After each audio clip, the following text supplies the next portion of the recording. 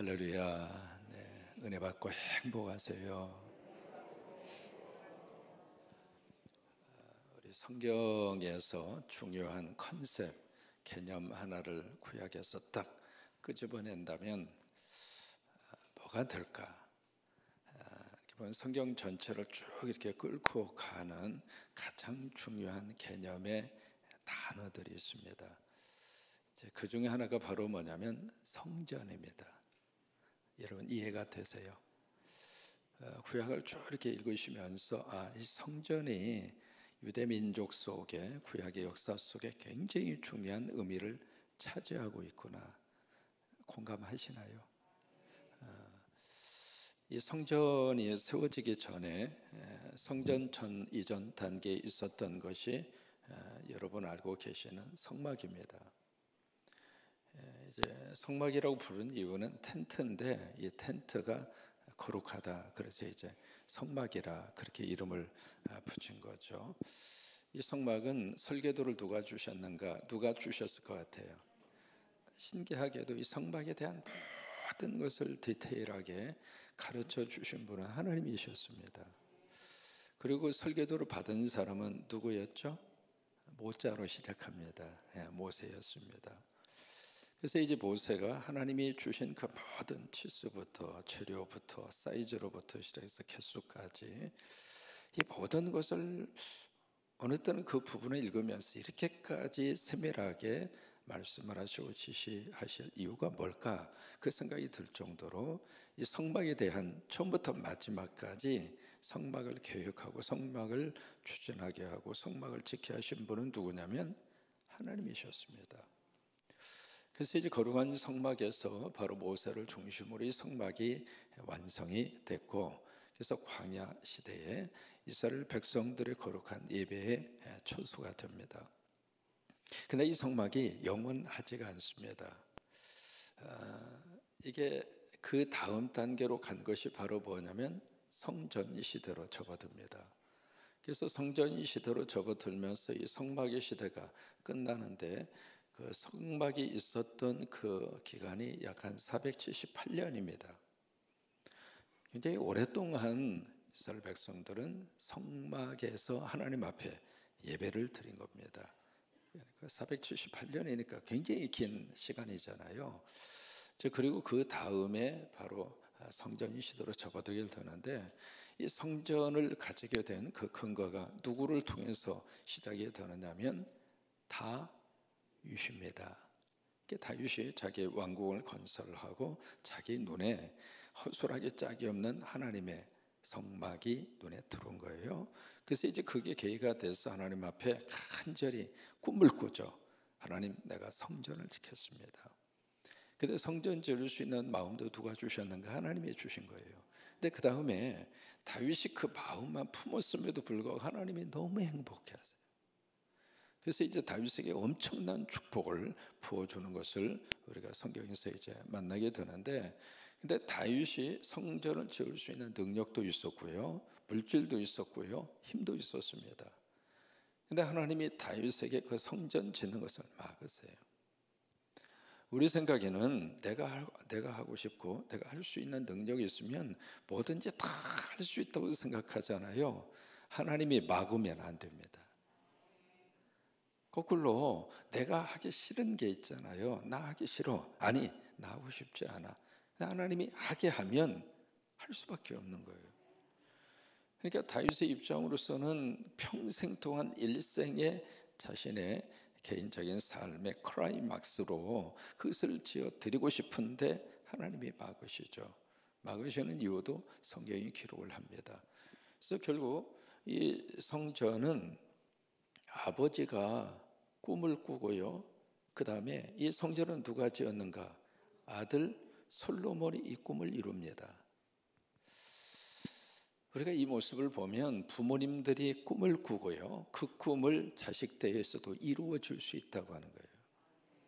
물론 내 대에 이루어지면 참 감사하겠죠. 물론 그런 꿈도 있습니다만은 아버지 대해, 부모 대해, 할아버지 대해 간절히 가졌던 그 꿈이 자식 대해 이루어질 수도 있고 손주 대해 이루어질 수도 있고 그렇다고 하는 거예요.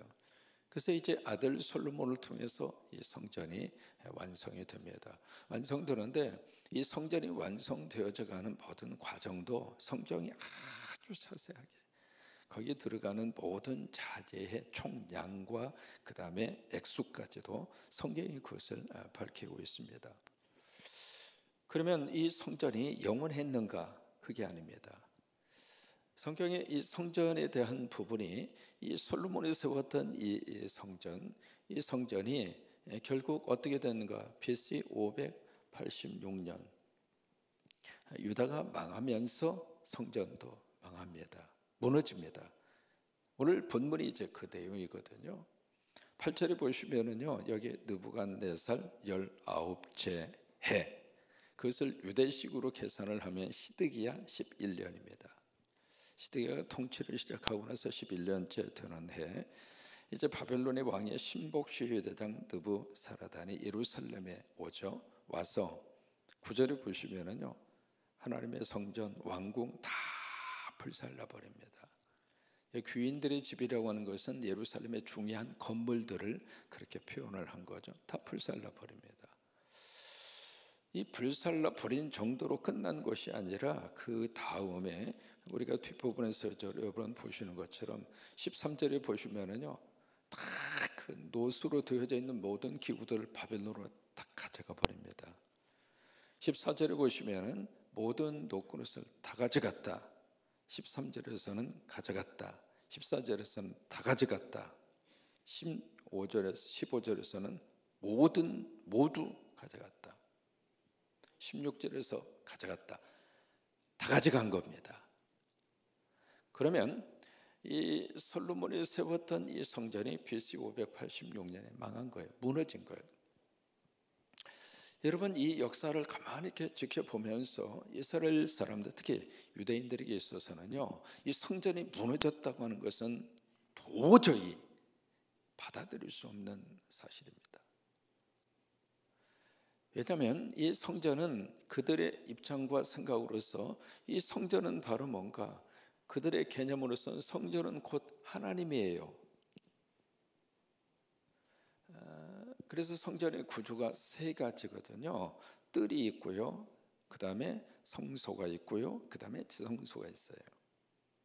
그래서 이제 성소 안에 아시는 것처럼 떡상이 있고, 그 다음에 분향단이 있고, 그 다음에 촛대가 있고, 다 그런 게 있잖아요. 그리고 이제 그 안에 들어가면은 거룩한 장소, 지성소 안에는 법궤가 있고요.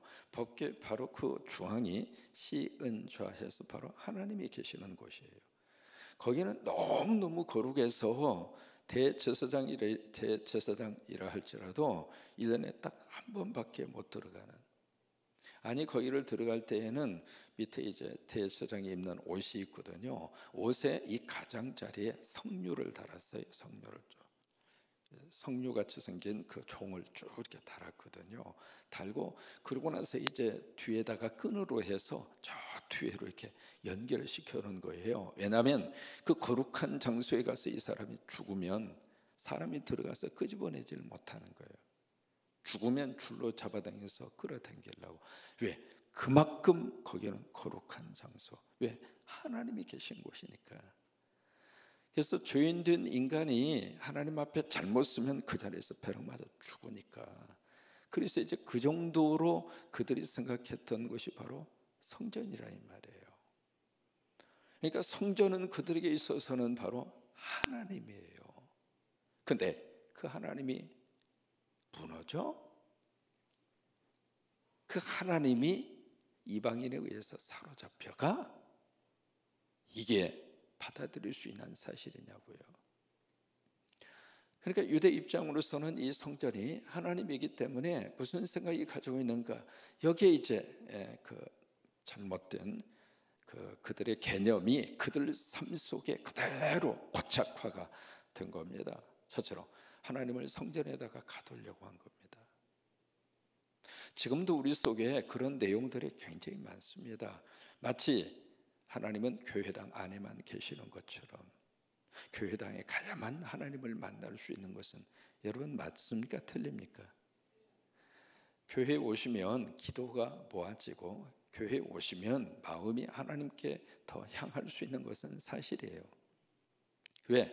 다른 곳에 있으면은 정신도 그 다음에 마음도 다 뺏기고, 여러분 집에서 조용히 이렇게 뭔가 생각하고 조용한 시간을 집에서 가질 수 있는 여유가 있던가요? 막 전화 오지, 까똑 오지, 뭐 오지 막. 이게 해야 할 일이 많고요, 분주하다 보면은 그쪽으로 마음과 생각을 뺏길 수밖에 없어요. 그런데 이 새벽에 이렇게 성전에 이렇게 오시면은 여기는 집중할 수 있잖아요. 방해도 덜 받을 수 있잖아요. 이 새벽의 시간에 네팔에 우리 최덕수 선교사 내외가, 거기는 이제 네팔하고 한국하고는 3시간 차이입니다. 우리가 지금 여기가 5시 24분인데 거기는 새벽 2시 24분입니다. 실시간으로 깨어서 지금 이 새벽 예배를 함께 드리고 있거든요. 그래서 이제 어제 통화하면서 좀 주무시고 새벽 1시 반에 일어나서 준비하고 우리하고 똑같이 새벽 예배 드리려면 너무 힘들잖아요. 그래서 이제 좀 푹 주무셨다가 나중에 새벽에 일어나서 실시간으로 우리가 다 유튜브로 올라가 있으니까 그냥 같이 예배 드리면 되잖아요. 근데 그 습관이 돼가지고요, 눈이 떠지고요, 그리고 기대가 되고요, 막 설레이기도 하고요. 이제 그러면서 이제 같이 이 시간에 깨어서 네팔에서 같이 새벽 예배를 드리고 있거든요.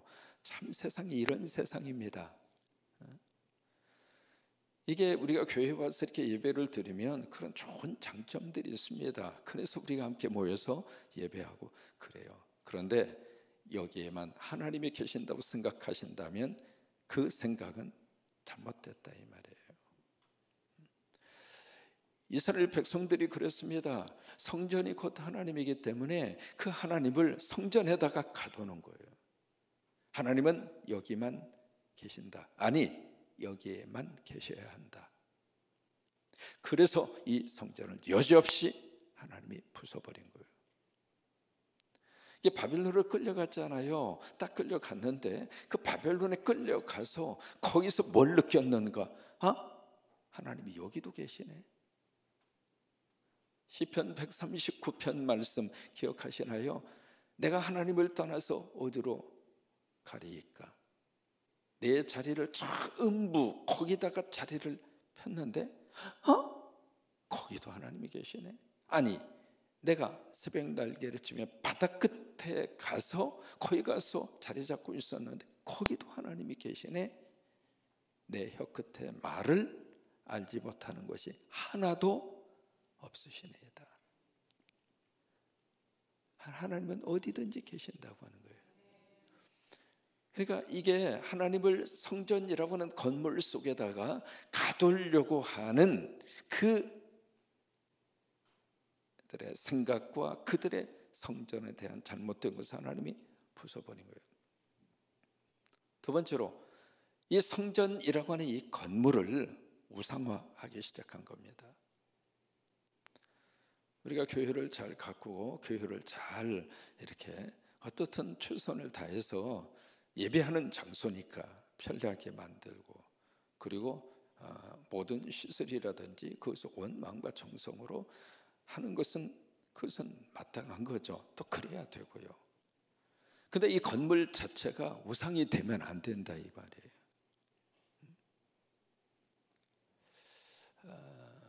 이제 어느 교회에서 목사님이 가셔서 쭉 이렇게 보니까 강대상이 너무 낡은 거예요. 낡아서, 그리고 이제 여러분 옛날 강대상 기억하십니까? 이 전체 이 강단의 3분의 1이 강대상입니다. 옛날 강대상은 그랬어요. 여기 큰 게 있고요, 옆에 또 막 이것도 아마 기억하실 겁니다. 이게 너무 크니까 이게 또 이 목사님이 저처럼 사이즈가 아담 사이즈였나 봐요. 딱 쓰니까 목밖에 안 보이는 거예요 이게. 그러니 이게 얼마나 여러분 상상을 한번 해보세요. 제가 이렇게 써서 이러고 있으면 이게 목사님도 그렇지만 교인들도 얼마나 답답하고 힘들어요. 그래서 그 강대상을 좀 새로운 트렌드에 맞게 바꾼 거예요. 그 강대상 바꿨다고. 결국 그 목사님 그 교회에서 목회 못하고 떠났습니다. 이게 뭐예요 이게? 강대상이 우상이 돼버린 거예요. 내가 해놓은 강대상인데 감히 당신이 그것을 손대? 아니, 예배 인도할 때 이러고 예배 인도하는 것보다 이 좀 예배회를 잘, 그리고 성도들이 은혜 받을 수 있도록, 이게 어떤 특정한 것에 내 가치를 거기다가 다 쏟아서 그것을 하나님처럼 생각한다면 그것은 우상이라 이 말이에요. 여러분 아멘 하시기 바랍니다. 그 정도로 유대 민족에 있어서는 건들면 안 되는 것이 성전이었어요. 감히 누가 성전을 건드려? 하나님을.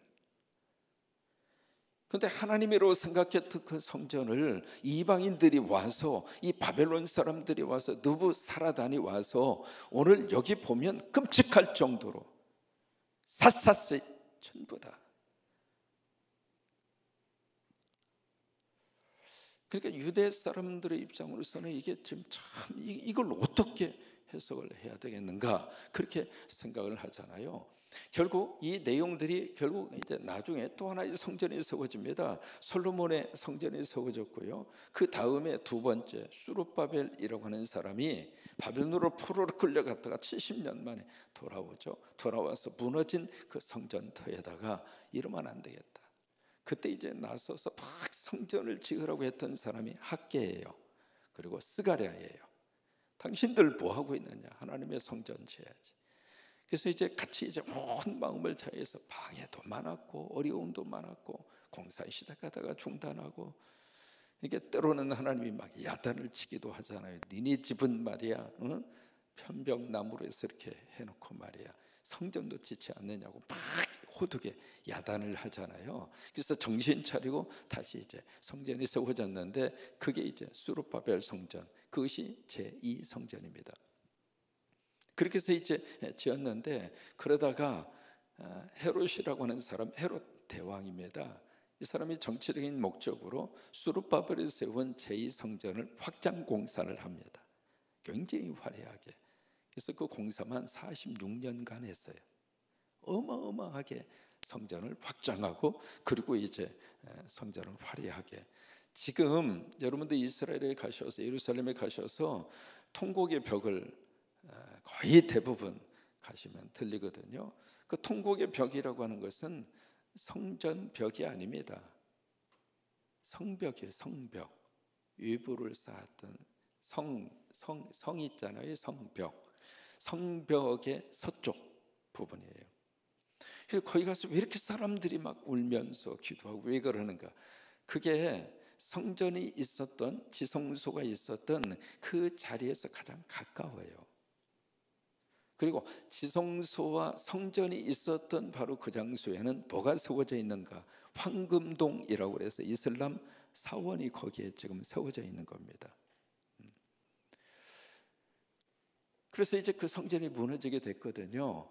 그래서 이 내용을 역사적으로 잘 재해석한 한 분이 누군가? 스데반입니다.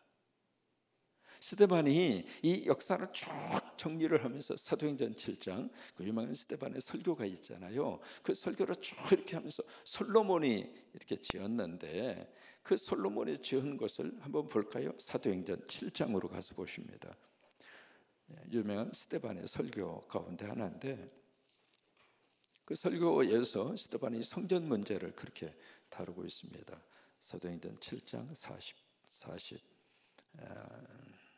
46절부터 보십니다.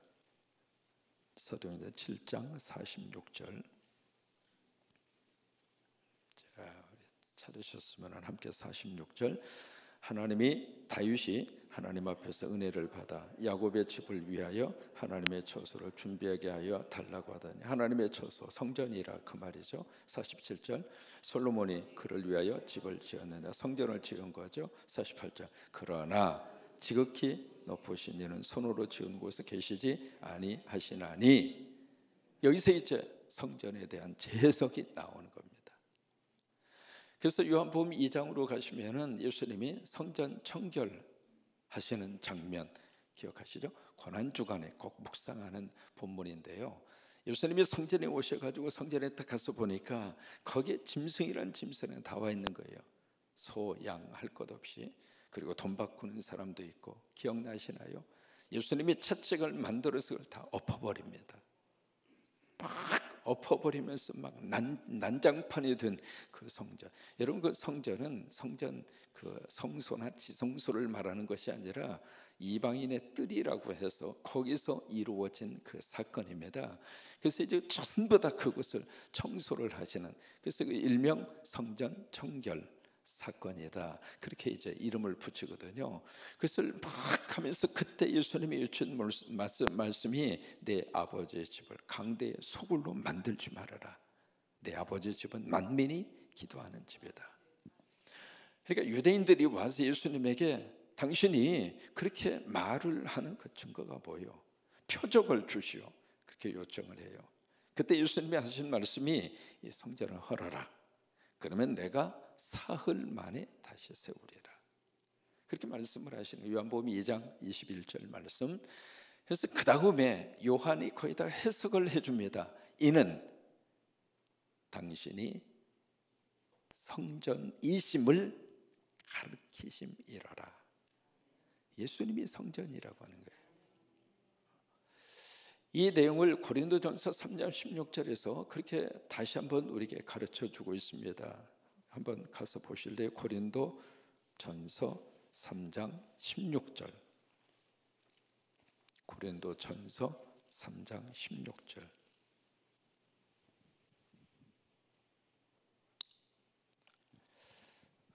찾으셨으면 함께 읽습니다. 너희는 너희가 하나님의 성전인 것과 하나님의 성령이 너희 안에 계시는 것을 알지 못하느냐.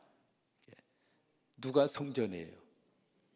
성전된 예수님을 모신 그 사람이 성전이라 이 말이에요.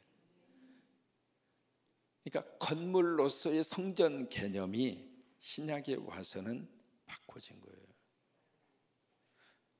그러니까 성전된 예수님을 모신 여러분이 성전이라고 하는 거예요. 한 군데만 더 찾아서 보십니다. 고린도 후서 6장 16절입니다. 고린도 후서 6장 16절.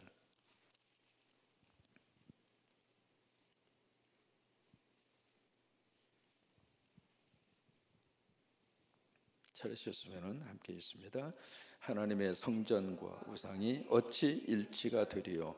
우리는 살아계신 하나님의, 여기 참 중요한 하나님의 말씀입니다. 우리는 살아계신 하나님의 성전이라. 우리가 누굽니까? 여러분입니다. 고백 한번 해보실까요? 나는, 크게 하십니다. 나는 살아계신 하나님의 성전입니다. 여러분, 두 가지 기억하세요. 여러분 한 분 한 분이 귀합니다. 내가 성전이니까. 두 번째, 그래서 이 성전에다가 아무거나 갖다 집어넣으시면 안 됩니다. 성전된 이걸 깨끗이 좀 정리하고 이 성전된 이 자체를 하나님이 기뻐하는 모습으로 갖고 가시고, 이 성전을 막 그냥 돈 들여서 막 뜯어 고치고 이것도 고치고 이것도 고치고 이것도 고치고 막 그래가지고 이 성전이 삐끄덕거리면 되겠습니까? 그러니까 이 두 가지를 우리는 기억하고 하루하루 살아야 복이라 이 말이에요. 그러니까 건물로서의, 텐트로서의 성전과 건물로서의 성전 개념이 하나님이 본래 그 개념으로 준 게 아닌데 그것을 너무 귀하게 생각을 하다 보니까 하나님보다 더 귀한 것으로 돼버린 거예요. 이건 안 되겠다. 그래서 무너지게 한 거예요.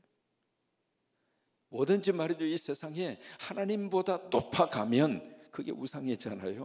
그리고 우상은 하나님이 부숴버리는 거예요. 그래서 성전을 부숴버린 거예요. 오늘 그래서 이게 신앙생활하면서 우리 주일학교부터 우리 어린이집부터 시작해서 한 생명 한 생명이 성전이란 말이에요.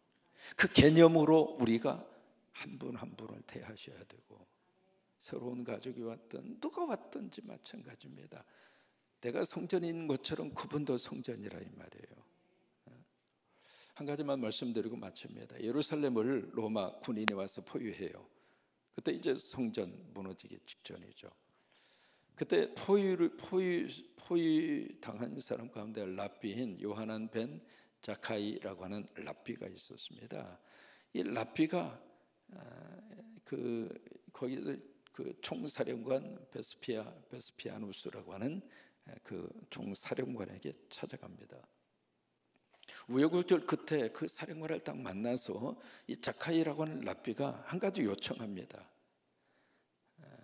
한 가지 내 청을 좀 들어줬으면 좋겠다고. 그러니까 이제 가상하잖아요. 포위망을 뚫고 목숨 걸고 거기까지 찾아왔으니까 베스피아누스가 그래? 당신이 원하는 소원 한 가지 들어주겠다. 뭐든지 이야기해라. 내 하나는 들어주겠다. 그때 이 자카이가 가만히 생각합니다. 뭘 소원을 요청할까? 그래서 성전은 이미 무너질 것이고, 왜? 로마가 이제 함락해서 들어오면 성전은 뭐 이미 초토화된다고 하는 것은 기정사실이고, 성전을 달라고 할 수도 없고, 왜? 이미 끝장난 거니까. 그래서 이제 뭘 달라고 그럴까? 그러다가 야누스라고 하는 거리를 파괴시키지 말고 그대로 보존해 달라, 그렇게 부탁해요.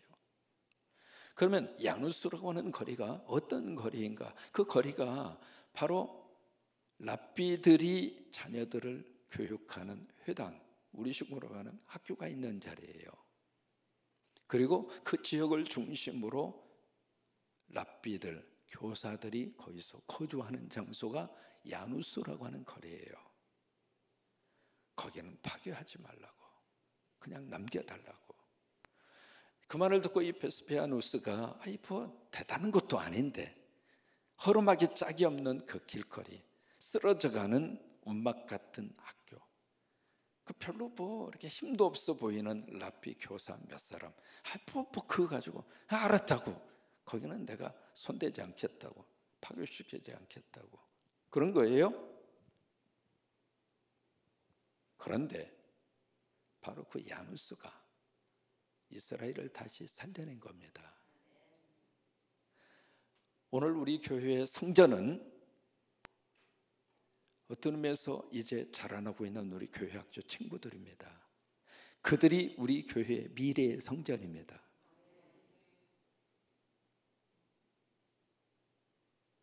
그게 우리가 이 세상을 떠난 이후에 이 재단을 지켜가며 우리가 이렇게 놓은 선교적인 역사를 이어서 끌고 갈 수 있는 성전은 교회학교 친구들입니다. 이해가 되십니까? 결국 자카이 랍비의 그 마음이 옳았습니다. 결국 거기서 자라난 친구들이 유대민족의 역사를 만들어 갔고, 그 허름하기 짝이 없는 그 교실과 학교에서 그들을 양육했던 교사들이 결국 유대의 또 다른 성전을 완성시켜가는 놀라운 축복이 됐습니다. 오늘 하루 예수님 안에서 행복하시기를 주의 이름으로 축원합니다.